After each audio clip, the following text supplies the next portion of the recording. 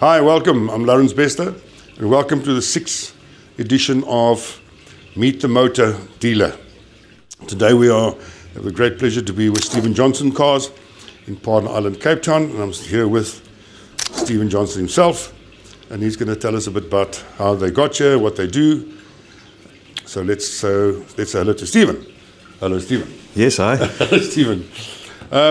Thanks for letting us in. Of course. So I did a bit of homework before coming in this, and you've been around, as we said earlier, for 43 years. Yep. That's a long time for a dealership. Give us a bit of a background.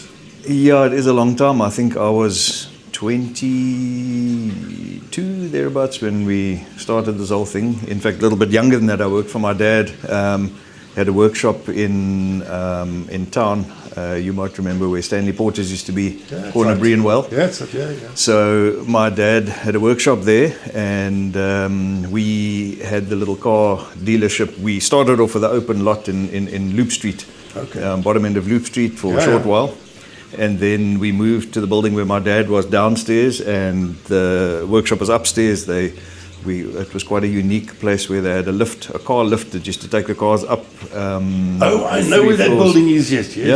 It was the Mercedes agency back in the day. Yeah, that's right. And so we were at the bottom, he was at the top, and the arrangement was the cars that we bought and sold back in the day, he would do the prep and the service and everything. So we kind of worked together as two separate independent businesses, but he was the recon guy and we were the salespeople. I didn't want to do the workshop thing and he didn't want to get involved with the sales, so we kind of nice sort of split. Yeah, it worked out well. It was a nice synergy for us to have. And look, from there it started off with a handful of I think back in the day there were like 5995 price range cars that we used to have. Ex rentals that we bought from some of the rental companies, and back in the day of VW and that Beetles. 995 is 9,950 rand. Back in those days, it was 995 was the end of it. Yeah. So so you're really cheapies. Real. No. Look, that wasn't a cheapie. Mercedes Benz was about 9 grand. Yeah, it was. Yeah. It was. The ex rentals that we used to buy, the entry level Corollas and of that level of car, we used to sell for 6,000 back in those days when we first started off. So it was quite weird that an installment would be a few hundred rand a month, which is, you can't even buy a tin of oil for that now. So, that's really going back. Anyway, so that was where we started off there, and we moved around a couple of times due to leases expiring and things like that. We went from there to a place in Rowland Street. I think we lived there for around 8 years or so. And from Rowland Street, we moved into this area. I think that was about 2002, and did you move into this premises in 2002? Into this very premises, yeah. We moved in as tenants. They redid the building to our requirements, what we wanted. The chap who did the development proposed that he would prep it the way we wanted it, and I was a bit nervous about moving here because of town. The motor trade town was the hub of it, but it was slowly starting to move out into the suburbs at that time. So I think we were fortunate enough to move with it, because town was, especially the area we came from in Rowland Street, it was going. It wasn't great. So I think we chose the right time to get here, but still nervous about being in Pardon Island. Exposed in the industrial area. Absolutely, where the cars drive past. There's no walking traffic here. So. But we were fortunate enough in the first month of, it was around about Jan in 2022. I think our very first month we sold 50 odd cars off the site, which was 52 to be exact. Holy schmoly. That was really a promising start for us, yeah. And from then on, we've, like everybody, had our ups and downs, but I'll never forget the 52 car start for us was awesome. Yeah, so. I must tell you, because as we said earlier, from 2008 to 2018, I was involved with the showroom in Marine Drive down the road. Service Road, yeah. But this site is an amazing site. Sure, you say people drive past. Passing traffic is not good. You want incoming traffic. Sure. Yeah, but I mean, you have to slow down. 90% of the time, you have to slow down when you come past your shop. you're on the traffic light, so in the mornings, Yeah. lights are queuing up. Yeah, we're very And then you fortunate gotta- to have that. So if the light's green, you're going to like slow down if you want to turn Sure. left. You come from that side. So the visibility and your budget lines across the street in the corner. Yeah, I for parked sure. my car there, by the way. No, no one sells it. No one sells it. In the old days, we would have said, no, I hope no one steals it. But yeah, you're right. Since those days, we had the 4x4 people came in. We were here. Zeta car sales were here. Sure. So it became, as you said, the car people moved out. And Pardon Island, on the N1 side, I mean, I think Motors have just spent zillions of money on on those new buildings, So Motors. And, they must have some sort of confidence that it works there. or overrun Sure. tax funds or something. Yeah. Yeah, no, look, I was there a couple of weeks ago, and it's a magnificent building, so they must know what they're doing, and it's a huge company, and so It's the corporates, Yep. And then you now own these premises. Yeah, so when we decided to move here back in 2002, it was on the understanding that we would have first rights of refusal to buy should it become available, and I think it was a short time, 2 years or so. The guy decided to do the whole sectional title thing with the building. Yep, and he broke all the units up, and back then we applied to the bank and scraped and scrounged, but managed to get the bit of money together to put the deposit down. And those days you have to give your you have to give your kids in for deposit. Yeah, it was a lot easier back in the day. But yeah, we bought it, I think, in 2003, late 2003. We did the buying of it, and oddly enough, we sold it again in 2016 for various reasons, and we rented it back from the investor who bought it, and then bought it back again just after COVID. So it just worked out. These are things one has to do to survive. There were various reasons. I must tell you, the first time I walked in here, it's a lot bigger inside than what you would see from driving past or sitting out in the traffic light. Yeah, it is quite deceiving. But the visibility is unbelievable. Yeah. Visibility is unbelievable. So tell us about how you moved from cheapies to a little bit more sliding up the market, because you got some seriously good stock in here. Yeah, really good to get. And your variety is, your blend is good. Yeah, we try to achieve the variety thing by having, as we say, something for everybody, where as far as we can afford to keep that kind of stock, I suppose that's what it's all about. Yes. But we did start off obviously with the cheaper cars back in the day, and progressively as we sort of went on in business, as we could afford to upgrade our stock, we just did that accordingly. And look, I'd still like to upgrade this a lot more than what it is, but as I said, as far as the pocket can manage, we're doing the best that we can do. We do take on a little bit of consignment from time to time, so sometimes the higher end you don't want vehicles, to overstretch yourself with sitting with cars that doesn't sell. Yeah, sell. It's very difficult today to know what to buy and to how long to keep it in stock, and so it's a juggle.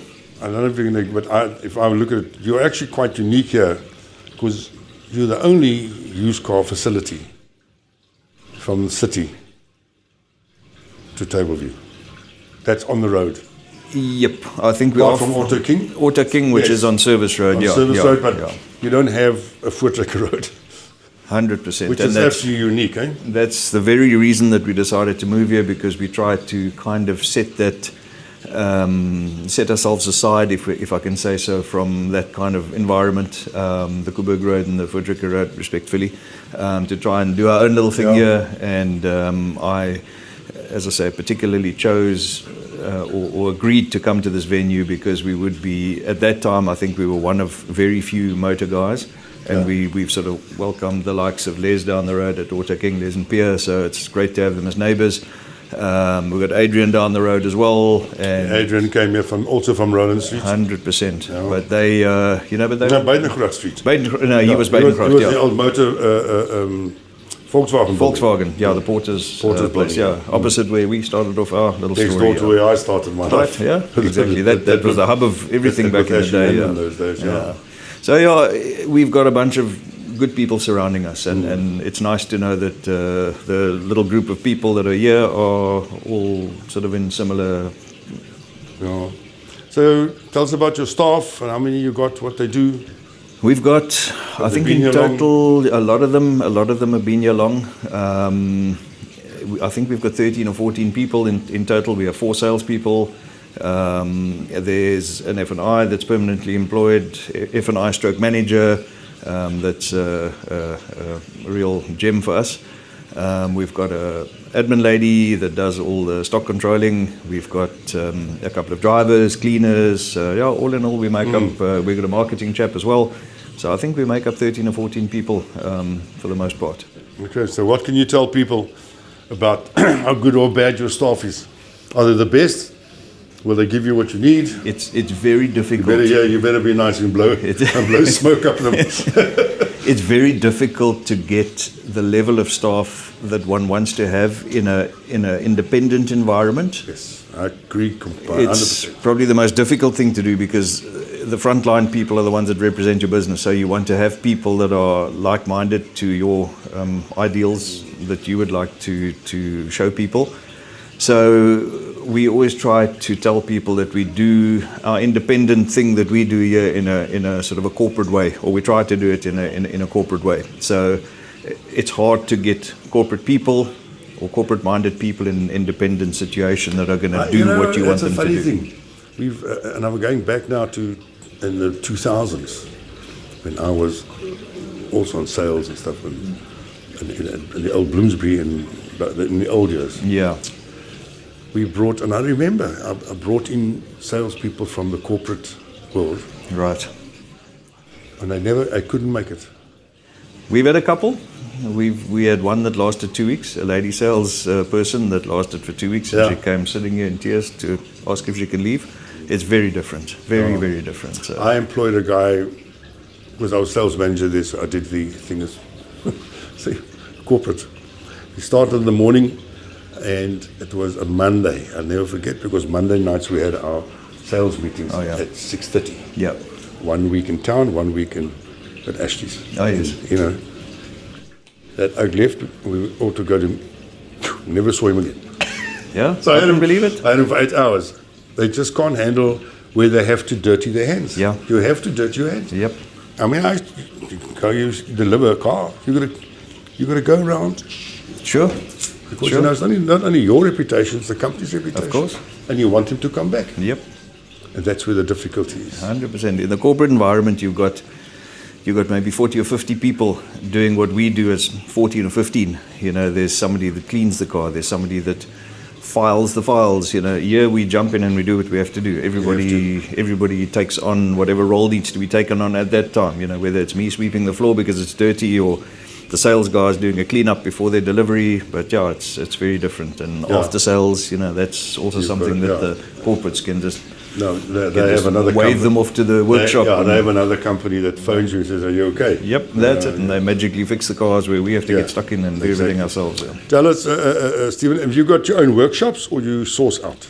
We source out. So I tried the exercise a few years ago. We had a little place up the road that we rented, and we experimented with a workshop, but it's hard work, and it didn't really work out well for us, so we decided to just... It's a difficult thing because you can have the wrong person, and 9 times out of 10 you're going to get the wrong person. Sure. And because it's just eat your profits. The technology is so advanced today that you need people that are up to date with all the technology, and because of our scenario, across the board all the technology. You can't just have one brand that the guy focuses on. You can't have one telemetry tool. Yeah, because you need one for Audi, Mercedes, exactly that. Jaguar, see standing around, of course, and all the others you got. Yeah, so we outsource. And that is expensive. Sure. No, that's why it's easier for us to outsource the work to and we've got generic workshops that manage the brands instead of going to the agents and paying that kind of money. We've got people that we tap into that do it. All right. Now the next question. If I come here with an EV, will you trade it? No. No, we're not set up for it yet. It's way too early. So over in Europe, it's every second or third car. Actually, no, probably every second car. But we don't have the infrastructure yet. So what are your take? And I'm now talking outside. I'm just talking a general chat about. So I think our viewers also want to know how the dealers feel about the not invasion for us yet, but it's going to become an invasion of EVs. I'm not talking about hybrids. Hybrid is it's a car. Proper EV. Yeah. A hybrid can be moved on, but a proper EV, it's coming into the country. I mean, what is your thoughts about? I mean, we're a petrol-head country, Sure. So. I think it's going to be a while. Maybe it's not even in our, well, actually it probably would be in our lifetime, but not in the foreseeable future. I don't think in the next 5 years we should have anything much to worry about. And when it does happen, we're just going to have to deal with it as we have dealt with stuff and challenges in the past, and not see it as a challenge. Just take it on. If we need to trade something in, just do the homework, trade it in right. So I'm not too afraid of when it happens. Yeah, because also, and other thing is, they're frightfully expensive. Of course, yeah. Doesn't matter how small they make them, Sure. they're still bloody expensive. Yeah, well. And it's like I heard the other day, and I'm not going to name the brand of vehicle because then someone's going to hit me on the head. The battery, and I'm talking about the battery that starts the car. Sure. It's a petrol car, but the battery that starts the car. Right. Cost 46,000 rand to replace.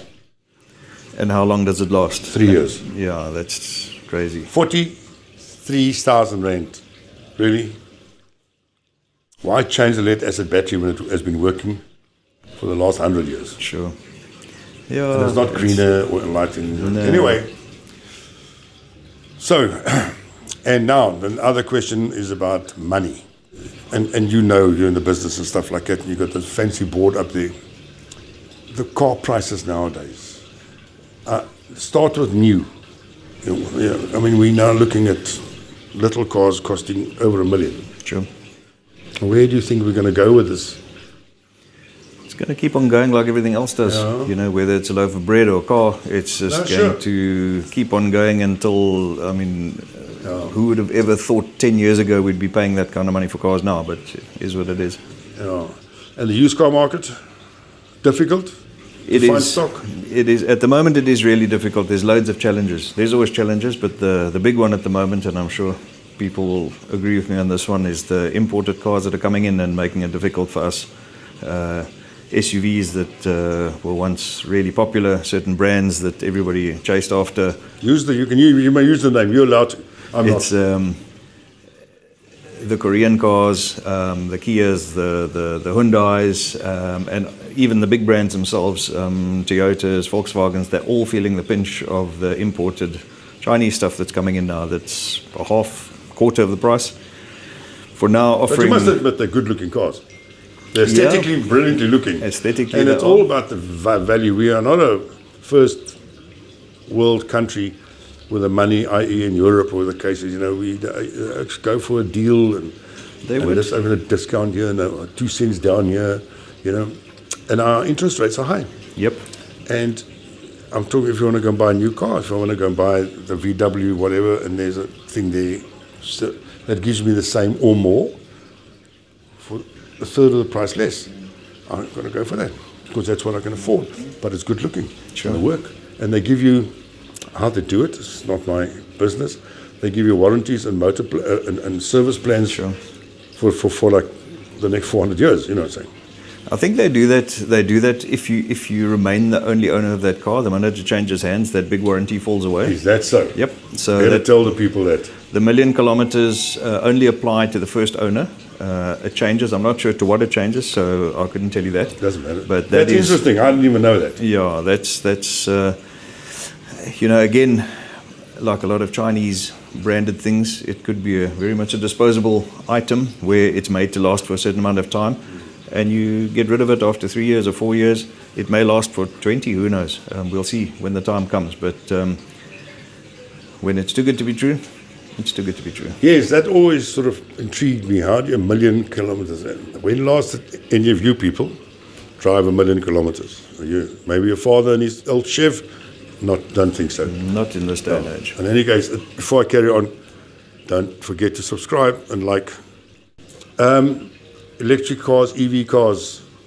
And I've spoken to some of the other dealers that meet the dealers about the same thing. And I asked always the same question. And you're the only one. There was only one now out of the 6 that says, I don't know, I'll think about it. And it's quite strange because, South Africa is we petrol cop a bit. Yeah, 100% we are. But you've got to follow what you have to follow if you want to keep going.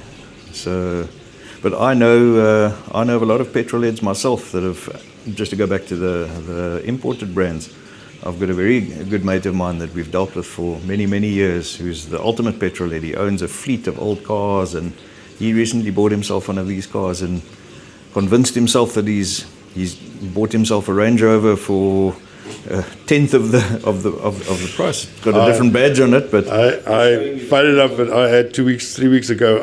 I haven't seen it.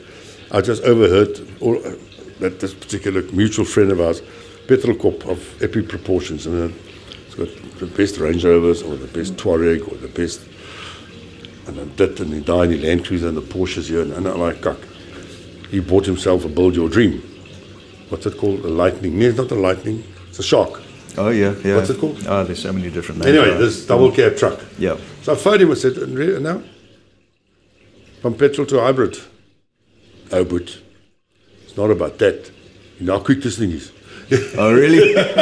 Okay. Yeah, we'll have to find a new name for the petrol heads. A monetary thing. Yeah. That's how quick it is. Yeah. No, look, but the EVs are quick. Sure. Yeah. They are, yeah. They actually even, I believe some of them, they put sound into them, subwoofers and things to make them sound. Does that, yeah. Yeah, they will speak. Give it an original sound. Yeah. So. Also, the CVT gearbox doesn't change. Sure. But they put the change in. To make it change, to simulate a proper drive. Well, there'll be lots of advancements, I'm sure. I wish I would have put that in my scooter, Anything else you want to tell us about why you're still in the business and how long you think you're going to still be in the business? I always tell everybody they'll have to carry me out. It's good answer. I can't see myself retiring. I'd be bored if I didn't do what I do. So yeah, exactly what you did. I enjoy it for the most part. The part that we don't like, and I'm sure every car person will agree, is the after sales. It's really become difficult. If that was taken out of the picture, it would be the greatest you think trade the to be in. Consumer Protection Act has made that worse? 10,000%, yeah, it has. Back in the day, it was here's your car, here's your invoice, 1 month, 1,500 Ks and goodbye. And obviously, we would still entertain people after that because if it's something that that one can reasonably, of course, assess that sure that was a problem. Absolutely. But under the CPE, this Consumer Protection Act, you have a certain mindset of people or persons that actually uses like as a little plaything, and they ride on this thing for everything. A lot of people, majority of people do. Yeah, you're buying a used car, and you have to have certain faith. It's a man-made thing. Sure. You know what I'm saying? It's going to break. Try and tell the guy that in month 5, day 29, when he comes back and brings you his list of stuff that he wants to get done before his guarantee expires. That's how people think. I know, listen. And then they try and give it back to you at that stage. My associates I had down the road, who's up here now, we spoke about earlier, the same thing. Fortunately, in the things I deal with, I don't have that. Yeah. No. They used to know in those days, but if you drive off the pavement, through the gully there. It's your problem. Yeah. The warranty's over. Yeah. Yeah, no, it's very, very, very different. The whole trade is very different, and that was probably the biggest change. Issue for you guys, independent dealers especially, whether it's yourself or any of the guys in Cape Town or wherever, that it's a nightmare. It's a nightmare. It's a good thing in a sense. Sorry to interrupt. No, sorry, you carry on. It's a good thing for the client, I guess, because it does protect people against the bad element in the trade.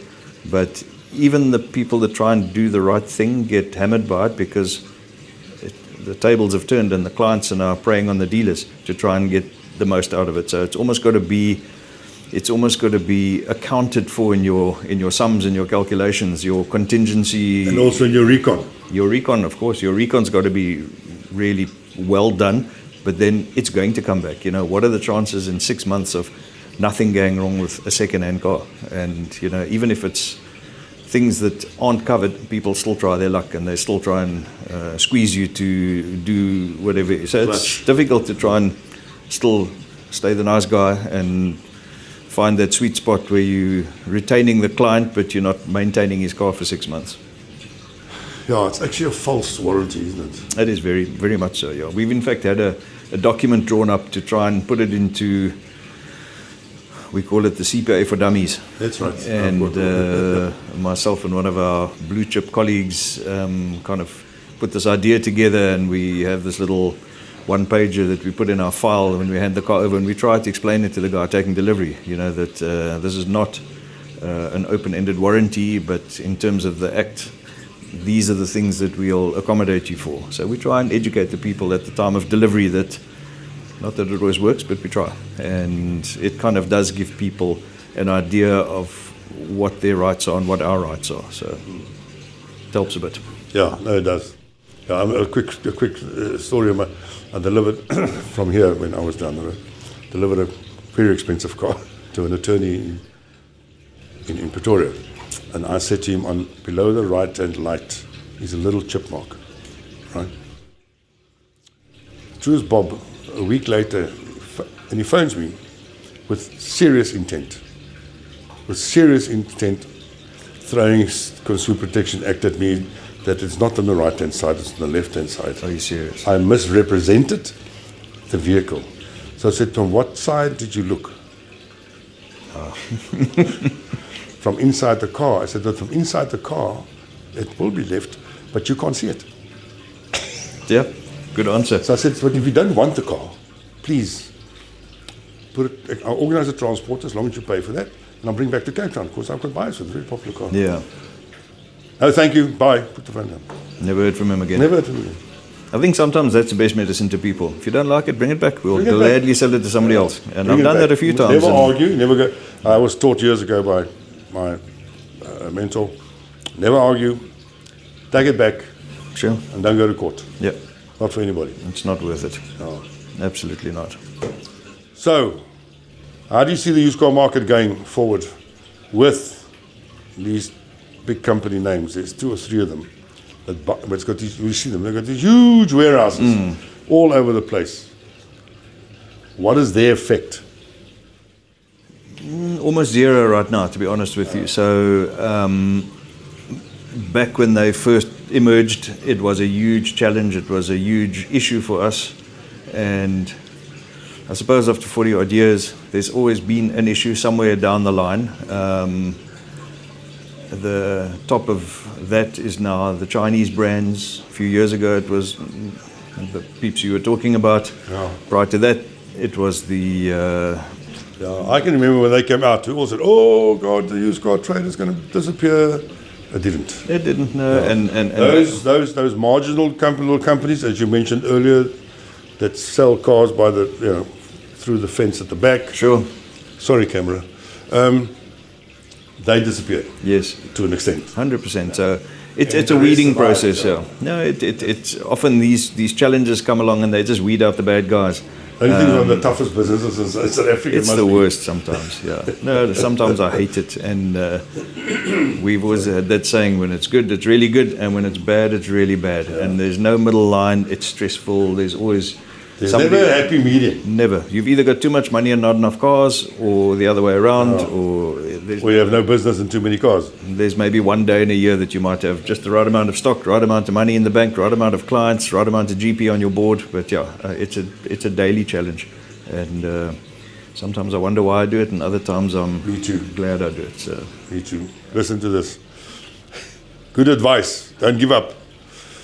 Stephen, thank you very much. Anything else you want to tell the people out there? No, I think we've covered everything. Yeah, no, we're good. Tell them they're pretty or anything like that.